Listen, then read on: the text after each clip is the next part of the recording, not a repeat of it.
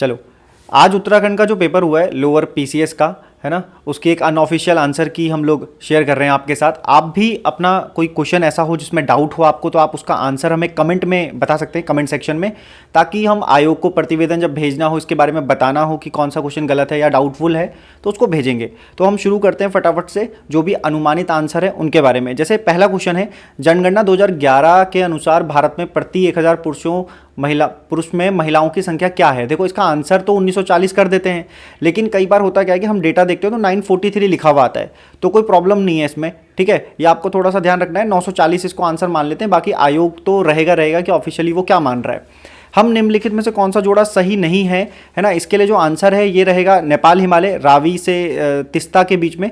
ये वाला पोर्शन तो हम लगभग पढ़ते ही हैं, बाकी एक्सप्लेनेशन बाद में हम देख लेंगे। अभी फिलहाल हम सिर्फ आंसरों को डिस्कस करते हुए चल रहे हैं।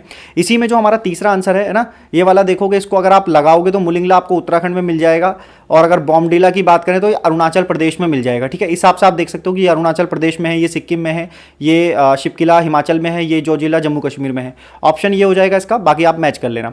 निम्न में से कौन सी दक्षिण भारत की सबसे ऊंची चोटी है। भाई साहब, अन्नाईमुड़ी है, बचपन से पढ़ते आ रहे हो तो इससे ज़्यादा और क्या लोगे। उत्तराखंड राज्य की सबसे ऊंची पर्वत चोटी है, मुझे लगता है इसमें कोई डाउट तो होगा नहीं आपको, सीधा सीधा है। उत्तराखंड राज्य में निम्नलिखित में से किस जिले का भौगोलिक क्षेत्रफल सबसे अधिक है। तो चमोली अगर होता तो शायद ये डाउटफुल बन सकता था, लेकिन ऐसा कुछ बना नहीं है, तो उत्तरकाशी आंसर हो गया। सातवां, अलकनंदा की कौन सी सहायक नदी कर्णप्रयाग में मिलती है। तो मेरे भाई कर्णप्रयाग में मिलती है पिंडर, ठीक है, पिंडर नदी मिलती है अलकनंदा में। तो जितने भी नदियों के साथ संगम है सबको देखा जाता है। थोड़ा सा इसको ऊपर कर लेते हैं पहले, ठीक है, थोड़ा सा ऊपर कर लेता हूँ फिर देखते हैं। तो कुछ अच्छे और नए क्वेश्चन भी इसमें रहे हैं, ये थोड़ा सा हमें देखना होगा, ठीक है। जैसे कि अगर हम देखें तो 8वां क्वेश्चन है इसमें, है ना, ये आ गया ऊपर स्लाइड थोड़ा सा, ठीक है। 8वां क्वेश्चन है हिमालयन फ्रंटियर थ्रस्ट। तो यार देखो, इसका आंसर अभी तक जो है वो यही वाला है कि गंगा मैदान शिवालिक के मध्य है। हम लोग इसमें main boundary fault, main boundary thrust ये सब पढ़ते हैं, जो कि एक और ऑप्शन, एक और क्वेश्चन इससे रिलेटेड रहा है, तो कोई बड़ी बात नहीं है, लेकिन ठीक है, सी वाला गंगा मैदान शिवालिक मध्य। अगर आपको इस क्वेश्चन के बारे में कोई डाउट हो तो भाई साहब कमेंट सेक्शन ओपन है, आप अपना सजेशन दे दीजिएगा, ठीक है। फिर बात कर रहे हैं 9वें क्वेश्चन की, 2011 की जनगणना के आधार पर निम्नलिखित जिलों को जनसंख्या के आधार पर आरोही क्रम में, यानी कि बढ़ते क्रम में लगाना था। इसको इंग्लिश में पढ़ लो अगर ज़्यादा डाउट आता है, आरोही अवरोही में, ठीक है। तो इसका 9th का आंसर देख लेते हैं, ये है सी आंसर है इसका पहले तो ये, ठीक है। बढ़ते क्रम में लगाना तो रुद्रप्रयाग की सबसे कम है, ऐसा आप पढ़ते हो, उस हिसाब से आप इसे लगा सकते हो क्रम में। फिर था 2001-2011 के दशक में उत्तराखंड में जनसंख्या वृद्धि दर रही है। जनसंख्या वृद्धि दर जो रही है वो ये रही है 19.17%, ठीक है। अब इसमें देख लेना, इस क्रॉस चेक कुछ कह रहे हैं कि डेटा जो है वो कम ज़्यादा है, तो जो अप्रॉक्स के नियरेस्ट होगा उसको अपन आंसर ले सकते हैं, या आयोग उसको ही आंसर करेगा, ठीक है। 11 देखते हैं, उत्तराखंड में सर्वाधिक नगरीकृत जिला है, तो इसका आंसर है देहरादून, ठीक है। 11 का आंसर है देहरादून, है ना। माता टीला बहुउद्देशीय परियोजना निम्न में से किस नदी पर है। तो नदियों पर आधारित बहुउद्देशीय परियोजना बहुत बार पूछी जाती हैं। माता है, माता के साथ उसका बच्चा होगा, बेटा होगा, तो बेतवा ये आ गया, ठीक है। किस नदी के मुहाने पर एलियाबेट द्वीप स्थित है। एलियाबेट है ना, नया फैक्चुअल क्वेश्चन है, लेकिन कई बार हम पढ़ते हैं तो नर्मदा नदी गुजरात के पास आपको ये देखने को मिलेगा। थोड़ी सी स्लाइड ऊपर करते हैं और आगे चलते हैं, देखते हैं और क्वेश्चन क्या है, थोड़ा सा और ऊपर करते हैं इसको, ठीक है। तो ये क्वेश्चन है 14 का, निम्नलिखित में से कौन सी जनजाति उत्तराखंड से संबंधित नहीं है, ठीक है। 14वां क्वेश्चन है, निम्नलिखित में से कौन सी जनजाति उत्तराखंड से संबंधित नहीं है। तो आप सभी ने ये चीज़ें देखी होंगी, कि इसका जो आंसर है भाई साहब वो है बेगा, ठीक है, बेगा आंसर हो जाएगा। उत्तराखंड के जनमानस पर सर्वाधिक व्यापक प्रभाव किस संप्रदाय का पड़ा है।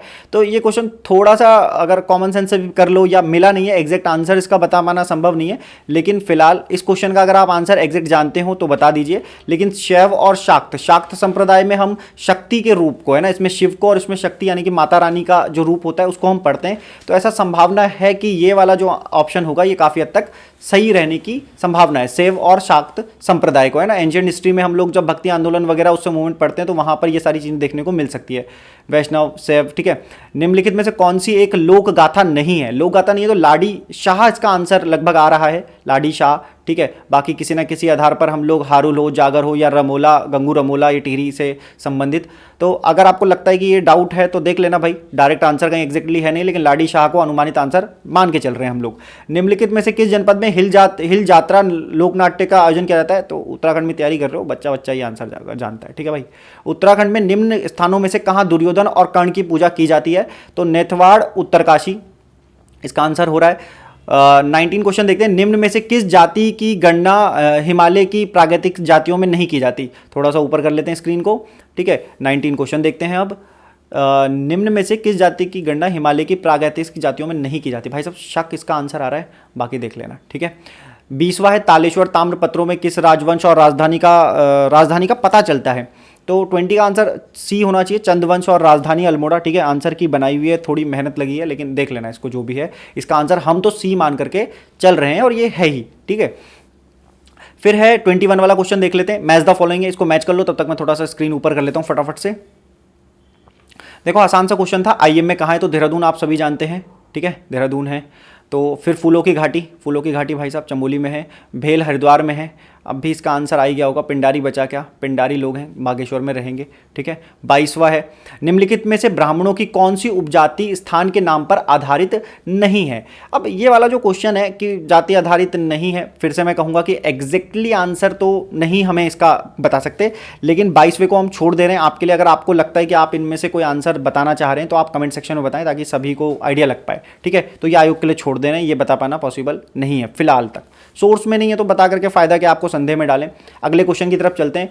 23 क्वेश्चन लेते हैं। 1658 में किस मुगल शहजादे ने श्रीनगर गढ़वाल में शरण ली थी? ठीक है, तो सुलेमान शिको इसका आंसर है। उत्तराखंड निम्न में से किस स्थान पर प्राचीन शिलालेख मिले हैं? कालसी।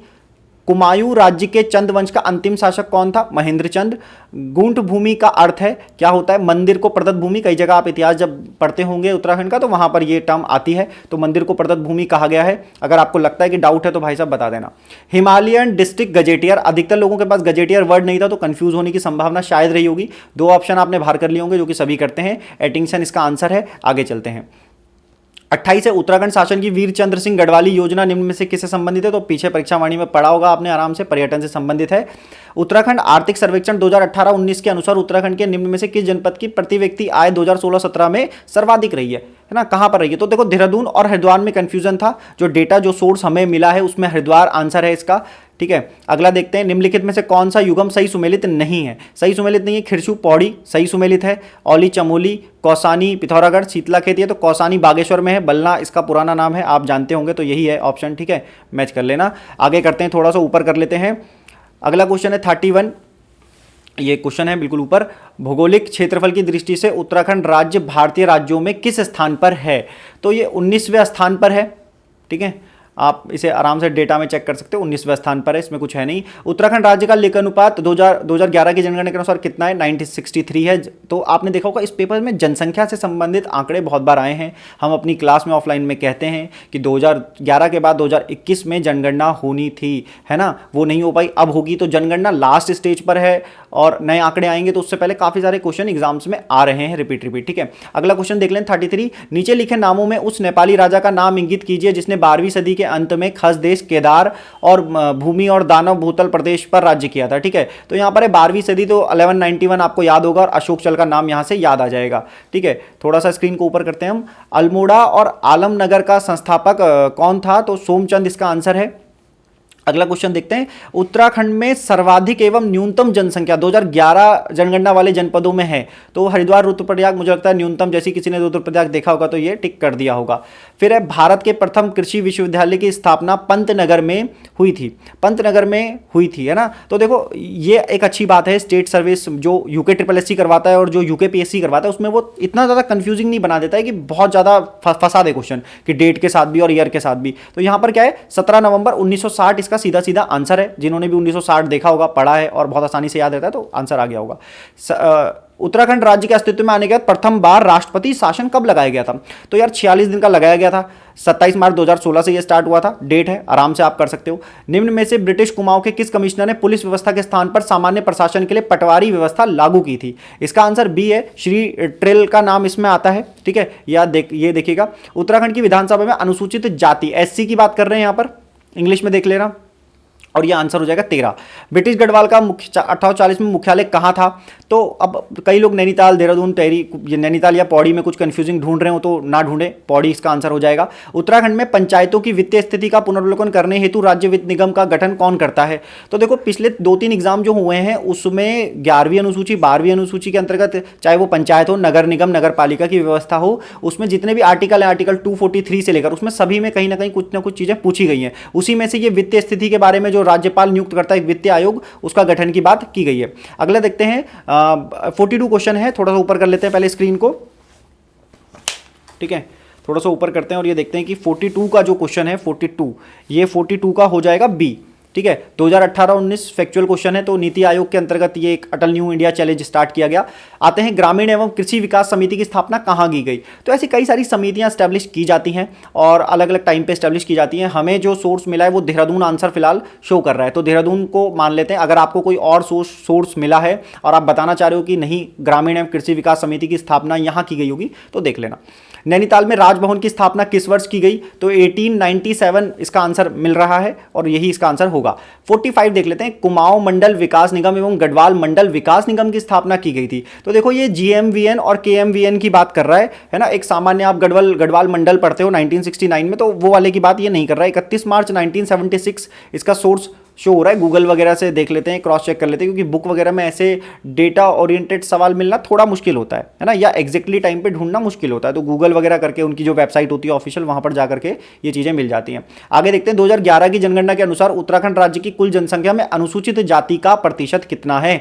तो 18.76 है, 46। अगेन ये जनसंख्या से आया हुआ क्वेश्चन है, ठीक है। तो इसका आंसर हो जाएगा, चिपको आंदोलन कहां से शुरू हुआ था? तो चा से चिपको, चा से चमोली, मेरे भाई ये याद होगा। 48, उत्तराखंड राज्यों में वनों के अंतर्गत क्षेत्रफल कितना है? अच्छा, ये एक और क्वेश्चन ऐसा है जिसका जो डेटा है ना वो अलग अलग है, ठीक है। तो अगर एफआरआई का एक रिपोर्ट, दून एफआरआई देहरादून में जो एफआरआई है उसकी जो फॉरेस्ट की अंतर्गत रिपोर्ट आई है, तो उसके अनुसार 24,000 के आसपास का डेटा है, ठीक है। तो मैं इसका आंसर नहीं क्लियर कर रहा हूं कि 34,000 है या 28,000 है या 30,000 है, 22,000 है। अगर आपके पास कोई सोर्स हो तो बता देने का, मैं किसी को भी आंसर नहीं मान रहा हूं फिलहाल तक, आयोग का इंतजार करना पड़ेगा, ठीक है। 49 में जाते हैं, झिरोली, बागेश्वर, चांडाक, पिथौरागढ़ का कौन सा खनिज मुख्य रूप से पाया जाता है? मैग्नेसाइट इसका एक आंसर है, ठीक है, ये आप देख लीजिएगा। आगे चलते हैं 50, सघन पादप केंद्र सीएपी उत्तराखंड के किस राज्य में? इंग्लिश में जरूर देख लेना भाई। सेंटर फॉर एरोमेटिक प्लांट्स का कहां पर है, ठीक है। तो इसका आंसर आ रहा है सेलाकुई, यही इसका आंसर है। जनगणना 2011 के अनुसार उत्तराखंड के किस जनपद में महिला साक्षरता न्यूनतम है? महिला साक्षरता है उत्तरकाशी में न्यूनतम। हिमालय के लिए उत्तराखंड आजीविका सुधार प्रोजेक्ट ULIPH प्रबंधित किया जाता है। अगर इसके बारे में आप पढ़ोगे और थोड़ा सा इसकी वेबसाइट पे जाओगे तो आपको ये वाला आंसर जो जिला ग्रामीण विकास अभिकरण है जो इसको इंप्लीमेंटेशन कर रहा है, संचालित कर रहा है, आपको दिखाई देगा, ठीक है। 53 पे आते हैं क्वेश्चन पे। 53 इसको मैच कर सकते हो आप, बहुत बड़ा नहीं है, न्यूनतम क्षेत्रफल वाला सीधा सीधा चंपावत हो जाएगा। सबसे पहले ये देख लो, अधिकतम जनसंख्या वाला जिला, ठीक है, अधिकतम क्षेत्रफल वाला जिला और इस तरह से अधिकतम साक्षरता वाला जिला भी ये है। तो 53 का आंसर आप बताओगे, 53 का है सी, है ना। तो ये मैच करोगे और यहां से आंसर ये बन जाएगा, 53 का सी है। फिर आते हैं, थोड़ा सा ऊपर कर लेते हैं इसको और 54 में आते हैं, निम्नलिखित में से कौन सी मद उत्तराखंड राज्य सकल घरेलू उत्पाद के आकलन में 2019-20 के दौरान प्राथमिक क्षेत्र में सम्मिलित नहीं की गई थी, है ना। खनन और उत्खनन जो होता है ये प्राथमिक क्षेत्र में सम्मिलित नहीं होता है। प्राथमिक क्षेत्र में आखेट, पशुपालन, ये सारी चीजें होती हैं, ठीक है। आगे देखते हैं 55 में, उत्तराखंड सरकार द्वारा किस तिथि को किसान प्रोत्साहन पेंशन योजना स्टार्ट की गई थी? तो फिर से फैक्चुअल है, डेटा वाइज क्वेश्चन बड़े आए हैं डेट तारीख को लेकर के। 55 का आंसर बी होना चाहिए, है ना। 15 अगस्त 2014 के बारे में। स्टॉकहोम प्रथम बार पर्यावरण पर संगोष्ठी किस वर्ष प्रस्तावित की गई थी? जरा इंग्लिश में पढ़ लेना इसको, ठीक है, क्योंकि कई बार ये प्रस्तावित लिखा हुआ है। देखो इसका आंसर 1972 हो सकता है, संभावना है, लेकिन अगर प्रस्तावित या प्रपोजल की बात की जाए तो भाई 1968 होना चाहिए। मैं ये कह रहा हूँ 1968 होना चाहिए, लेकिन आप में से कई लोग 1972 करके आए होंगे, तो आयोग का वेट कर लेते हैं। इन दोनों ही ऑप्शन में कुछ है, ठीक है, आगे देखा जाएगा। आगे आते हैं, साइंस के भयानक क्वेश्चन इसमें कुछ पूछ लिए गए थे और कुछ आसान क्वेश्चन पूछ लिए गए थे। तो 57 का जो आंसर है वो प्रासरण दाब हो जाएगा। जो लोग साइंस पढ़ते हैं या नहीं पढ़ते हैं तो एक बार साइंस को देखो थोड़ा सा जाकर के, वहां आपको चीजें मिल जाएंगी। आसान क्वेश्चन है, निम्न में से किस कारण आसमान नीला दिखाई देता है? प्रकीर्णन, एनसीईआरटी से आया हुआ क्वेश्चन। प्रथम ट्रांसजेनिक जंतु का नाम क्या है? अब तक डोली ये नाम मिला है, ठीक है। आप इसे पढ़ोगे तो बहुत सारे आर्टिकल जो इसके ऊपर लिखे गए वहाँ पर डॉली नाम मिल जाएगा। फिर है कौन सा वाष्पशील कार्बनिक यौगिक नहीं है, कार्बनिक नहीं है तो HCl को आप कर सकते हो, ठीक है। निम्नलिखित में कौन सा एक ऑपरेटिंग सिस्टम नहीं है, ऑपरेटिंग सिस्टम नहीं है, जावा लैंग्वेज है। डायोड का उपयोग क्या किया जाता है, प्रत्यवर्ती धारा को एक दिश धारा में बदलने के लिए। 63 में आते हैं, निम्नलिखित में से कौन सल्फर डाइऑक्साइड ऑक्साइड या प्रदूषण का सर्वोत्तम सूचक है, ठीक है। तो लाइकेंस जो होते हैं वो इन चीज़ों को या प्रदूषण को बताने के लिए होते हैं, ठीक है। इनके प्राकृतिक प्रदूषण जो ये होता है सल्फर डाइऑक्साइड प्रदूषण का प्रथम सर्वोत्तम सूचक होता है, इंडिकेटर होता है, ठीक है। फिर आते हैं 64 में, यूरिक अम्ल नामक नत्रजनीय अपशिष्ट उत्सर्जित किया जाता है ना। अब ये जो यूरिक है इसको उत्सर्जित करने की बात की गई है, तो ये जो पक्षी और छिपकली दोनों है इसका आंसर। प्रसिद्ध समाचार पत्र इंडियन ओपिनियन 1903 की बात है, 1903 की, तो ये है मोहनदास करमचंद गांधी। शिक्षा की वर्धा योजना back to back Gandhi ji से ही सवाल थे, महात्मा गांधी। एक अनावर्त बीजी की पत्ती में 16 गुणसूत्र है, इसके भ्रूण पोषण में कितने गुणसूत्र होंगे, तो बहुत अच्छे जो बायोलॉजी वाले होंगे वो बड़े खुश हो रहे होंगे 4 प्रश्न देख करके। अगला आता है फिरोमोन्स का उदाहरण है, फिरोमोन्स का उदाहरण है 68 का आंसर देख लेते हैं। 68 को डाउट पे छोड़ा हुआ है क्योंकि क्वेश्चन इसका डायरेक्ट आंसर हमारे पास नहीं है, है ना। बिल्कुल एकदम फर्जी आंसर देना जरूरी नहीं है, तो आप इसको देख सकते हैं। अगर आप में से कोई बायोलॉजी वाला इसको देख रहा हो या कोई जूलॉजी वाला देख रहा हो या जिसके भी ये टॉपिक्स है, तो उसमें से आप ये क्वेश्चन हमें आंसर कर देना। फिर आते हैं तिनकठिया उपबंध, तिनकठिया 3/20 गांधी जी के बारे में सभी पढ़ते हैं। चंपारण के बारे में बात करें, चंपारण सत्याग्रह से संबंधित है। फिर आते हैं 16वें प्रवासी भारतीय दिवस की थीम क्या थी, यह है आत्मनिर्भर भारत में योगदान, ठीक है। 16वें प्रवासी तुक्का भी मारते तो शायद सही हो जाता है ये।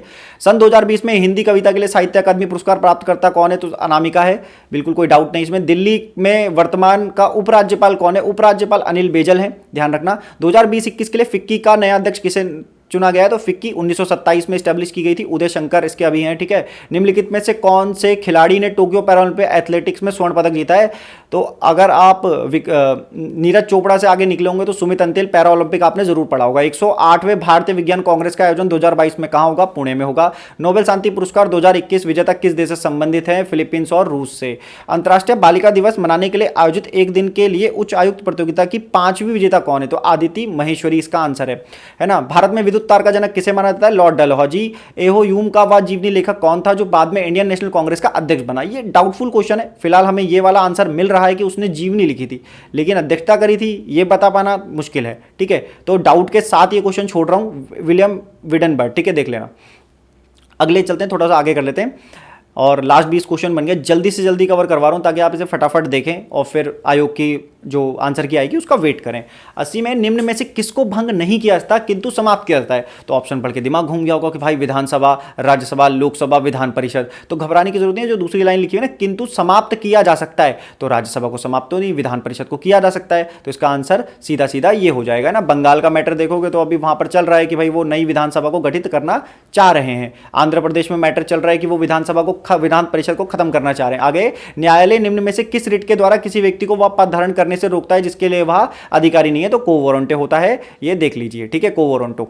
निम्न में से कौन सी एक नियामक संस्था रेगुलेटरी बॉडी है, तो security exchange board of India, SEBI है ना, शेयर मार्केट के बारे में देखती है। भारत के संविधान कौन सा अनुच्छेद जिला नियोजन समिति से का प्रावधान करता है, आर्टिकल अनुच्छेद 243 जेड, आसान प्रश्न। 124वां संवैधानिक संशोधन अधिनियम निम्न में से किससे संबंधित है, तो ईडब्ल्यूएस बनवा रहे होंगे, 124वां इससे संबंधित है। किस संवैधानिक संशोधन द्वारा 12वीं अनुसूची को भारतीय संविधान में सम्मिलित किया गया है, 11वीं अनुसूची से लगातार प्रश्न पिछले 3 से 4 एग्जाम में आए हैं। भारत का नियंत्रक एवं महालेखा परीक्षक अपना वार्षिक प्रतिवेदन प्रस्तुत करता है, कैग के बारे में बात की जा रही है, भारत के राष्ट्रपति को देता है, राष्ट्रपति फिर संसद में उसको रखवाता है। जीएसटी परिषद का अध्यक्ष कौन होता है, जीएसटी 2017 की बात, केंद्रीय वित्त मंत्री। नीति आयोग के सतत विकास लक्ष्य सूचकांक 2021 में भारतीय राज्य को सर्वोच्च स्थान मिला है, केरल को, है ना। एसडीजी जो इंडेक्स आता है उसके बारे में। दुनिया का सबसे ऊंचा थिएटर अगस्त 2021 में शुरू किया गया, लद्दाख में, सोनम वांगचुक का नाम आपने सुना ही होगा। यूएनडीपी की मानव विकास रिपोर्ट के बारे में बात करेंगे तो 131 इसका आंसर है। फसल वर्ष दिन 2020-21 के लिए भारत में राष्ट्रीय स्तर पर खाद्यान्न उत्पादन लक्ष्य था, 91 क्वेश्चन है, देखो 307 पॉइंट कुछ इसका आंसर है, 308 आ जाएगा ये मिलियन टन, ठीक है। 92 में देखते हैं खुले बाजार की क्रिया क्या है, तो देखो हमारे यहाँ 2 प्रकार की नीतियां होती है, एक राजकोषीय, एक मौद्रिक नीति। मौद्रिक नीति इसका सही आंसर है, जो आरबीआई द्वारा रेगुलेशन किया जाता है, ओपन मार्केट ऑपरेशन, ठीक है, मौद्रिक नीति का एग्जाम्पल है, सीधा सीधा आंसर है। राष्ट्रीय खाद्य सुरक्षा mission, national food security mission कब स्टार्ट किया गया था, तो 2007-8 इसका आंसर आ जाएगा, ठीक है। इसको देख लेते हैं, 2007-8 इसका आंसर रहने वाला है, क्वेश्चन नंबर है ये 93, ठीक है। तो ये है 2007-8। तेंदुलकर प्रविधि के आधार पर वर्ष 2011-12 के लिए भारत की गरीबी है कितने दर क्या थी? 21.92%।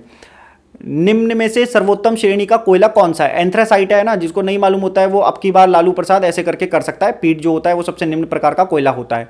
आगे चलते हैं। निम्न में से कपास की फसल के उत्पादन के लिए कौन सी मिट्टी सर्वाधिक है? काली मिट्टी। जनगणना 2011 के अनुसार भारत की साक्षरता दर है 74 लगभग इसके अप्रॉक्स में, तो वो आंसर होगा।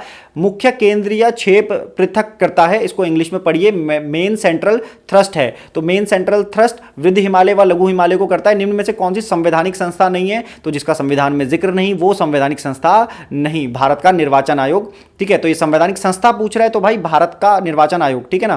फिर है सरकारी आयोग का संबंध किससे? केंद्र राज्य संबंधों का पुनरीक्षण करने के लिए बनाया गया था। इस तरह से 100 सवाल पूरे हो गए हैं लगभग, और सभी के आंसर में 10 क्वेश्चन ज़्यादा से ज़्यादा ले लो कि ऐसे हो सकते हैं जो आपको डाउट करें। उसमें से हमारी जो आंसर की है वो 4 से 5 सवालों की होगी जिसमें डाउट करें। आप इसको देखिए, आपको अच्छी लगे, मैथ्स की भी देखिए, मैच करिए और फिर मेंस की तैयारी में लग जाइए। पाठशाला के चैनल को सब्सक्राइब कीजिए, है ना। धन्यवाद, थैंक यू वेरी मच।